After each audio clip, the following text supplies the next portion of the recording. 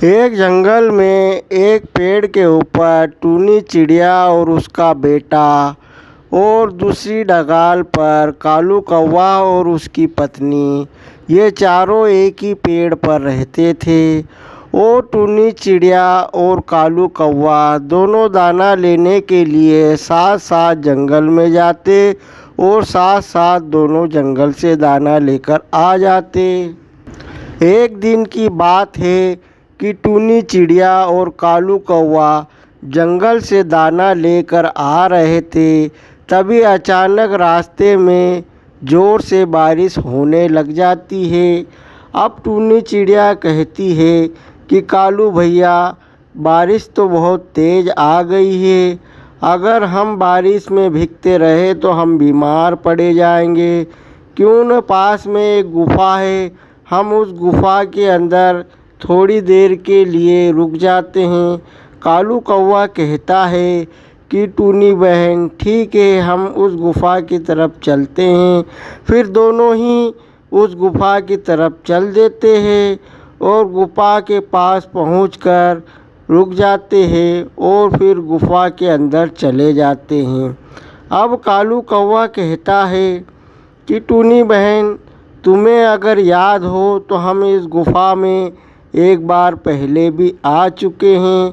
टूनी चिड़िया कहती है कि हाँ कालू भैया, हम यहाँ पर एक बार आ चुके हैं। कालू कौवा कहता है कि टूनी, पहली बार हम जब यहाँ पर आए थे तो यहाँ पर बहुत ही ताज़े ताज़े और स्वादिष्ट और मीठे मीठे फल हुआ करते थे। इस बार तो यहाँ पर कोई फल नज़र नहीं आ रहे। टूनी चिड़िया कहती है कि फल तो नज़र नहीं आ रहे हैं, लेकिन इस गुफ़ा के अंदर मुझे एक किताब नज़र ज़रूर आ रही है और वह किताब मुझे पढ़ने का बहुत शौक़ है। जब हम घर वापस जाएंगे तो इस किताब को लेकर जाएंगे। कालू कौवा कहता है कि मुझे किताबें पढ़ना अच्छा नहीं लगता, इसलिए मैं ज़्यादा दिनों तक स्कूल भी नहीं गया। और फिर कुछ देर के बाद बारिश रुक जाती है।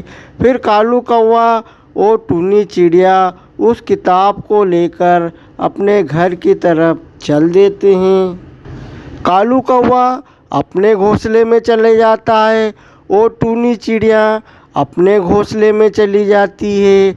अब टूनी चिड़िया का बेटा मानव चिड़ा कहता है कि मम्मा, बहुत तेज़ ज़ोरों से बारिश आ गई थी, तो इतनी बारिश में तुम कहाँ पर रुके? तो वह टूनी चिड़िया कहती है कि बेटा, कालू अंकल और मैं, हम दोनों एक गुफ़ा के अंदर रुक गए थे और उसी गुफ़ा में हमें एक ये पुरानी किताब मिली है, जो मैं इस किताब को अपने साथ लेकर आ गई हूँ। मुझे इस किताब को पढ़ना है, मगर बेटा मैं अभी बहुत थकी हुई हूँ, मुझे नींद आ रही हूँ, मैं इस किताब को कल पढ़ूँगी। फिर टूनी चिड़िया सो जाती है और मानव चिड़े को नींद नहीं आ रही थी, तो वह फिर उस किताब की तरफ देखता है। तो वह अपने आप में कहता है कि मुझे नींद नहीं आ रही है, क्यों न मैं इस किताब को ही पढ़ लूँ। फिर वह किताब के पास जाता है और किताब को खोलता है। किताब को जैसे ही वह खोलता है, उस किताब में से चमकदार रोशनी निकलती है। अब मानव चिड़ा डर जाता है और कहता है कि ज़रूर यह कोई जादुई किताब होगी, यह साधारण किताब नहीं हो सकती।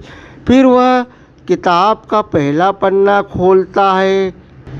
मानव चिड़ा पहला पन्ना पढ़ता है और पहले पन्ने पर लिखा हुआ रहता है कि जो भी इस किताब को पढ़े, यह किताब साधारण किताब नहीं है, यह जादुई किताब है।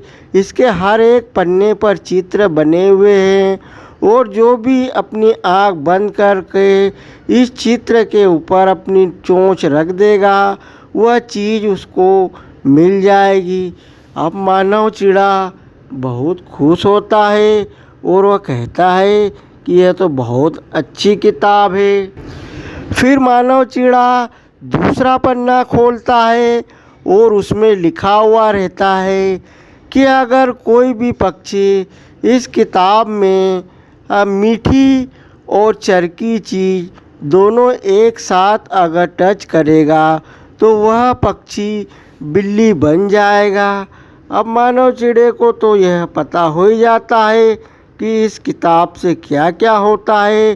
फिर वह डरते डरते पन्ना पलटता है और उसे एक सेब का चित्र दिखाई देता है।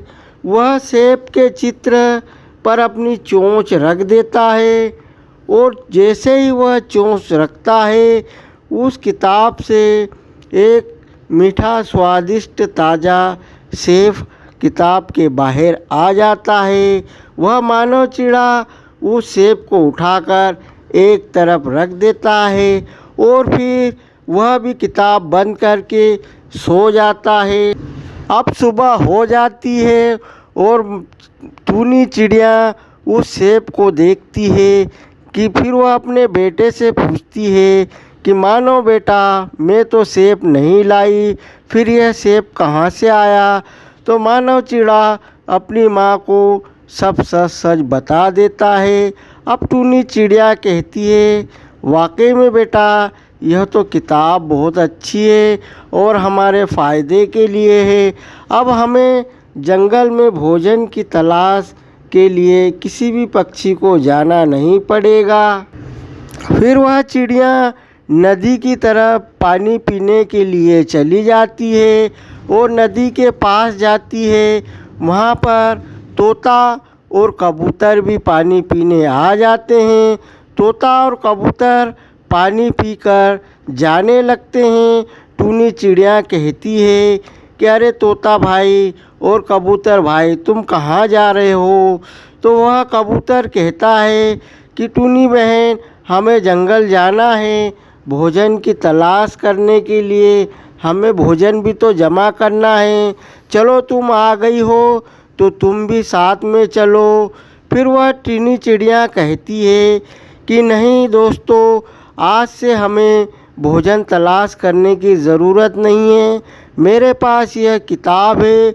यह किताब में चित्र बने हुए हैं, सभी फल फ्रूट के चित्र बने हुए हैं। जो भी हमें खाने का दिल चाहे हम इस किताब से खा सकते हैं। तो वह कबूतर कहता है कि यह किताब तो बहुत अच्छी है।